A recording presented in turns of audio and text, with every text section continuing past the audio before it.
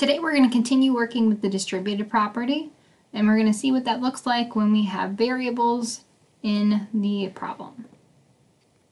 Okay, the distributive property is a way that we can simplify an expression, and it is shown here in these examples. Okay, so we have in the first one, in the algebra terms, okay, when we are talking about the distributive property, there is a value directly next to a set of parentheses. Okay, and when that happens, we're going to distribute that value to everything on the inside.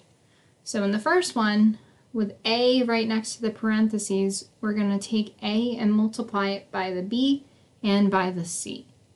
Okay, so this allows us to simplify the expression to just two terms. Okay, when we look at it with numbers, we're able to evaluate it down to a value.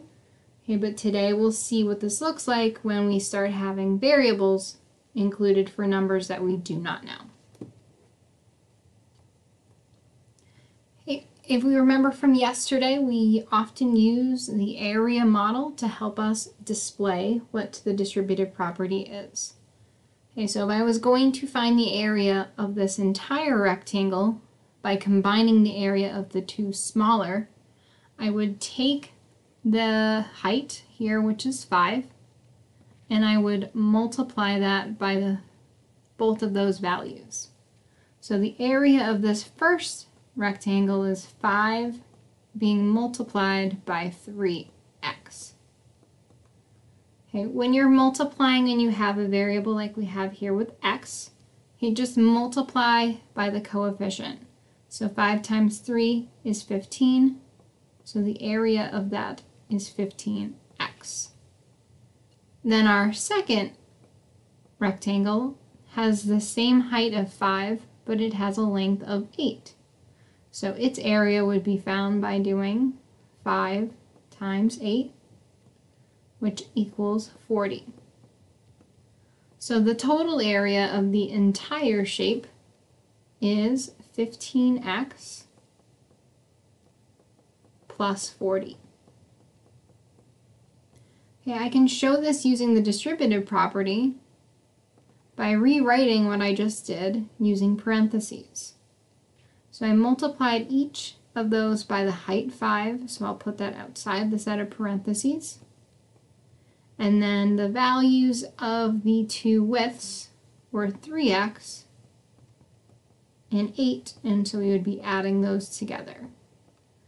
And so again, if I distribute this 5, it's 5 times 3x as well as 5 times 8, which is exactly what we did to find the area up here. Today you'll be asked to use the distributive property to simplify an expression.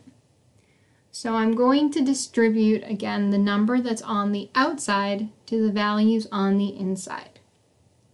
Okay, in the first example, 5 is outside of the parentheses, so I'm going to take 5 and multiply it by the 2x, as well as multiplying it by the 8.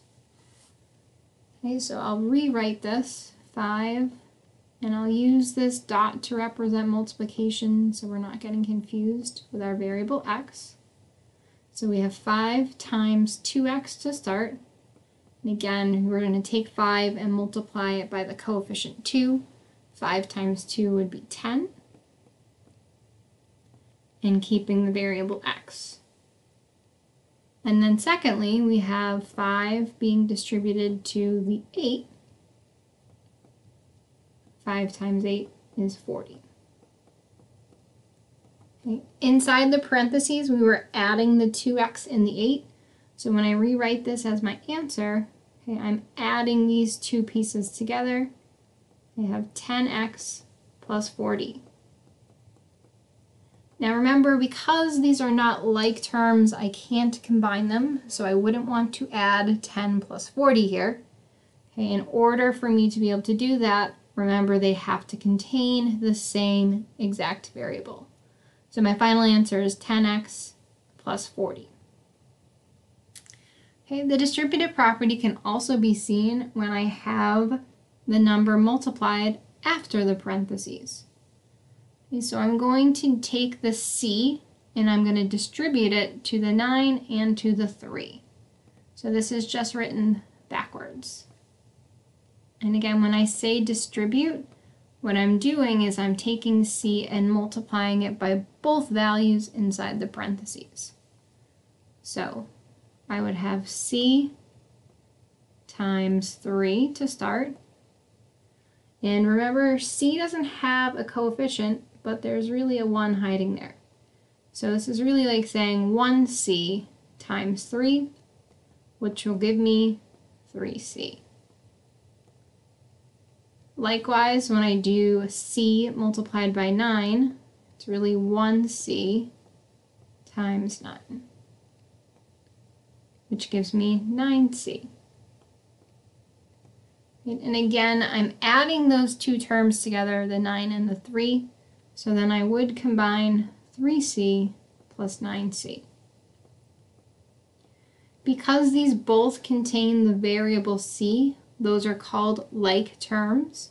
So I can add 3c plus 9c, and so this expression I'm able to simplify down to 12c.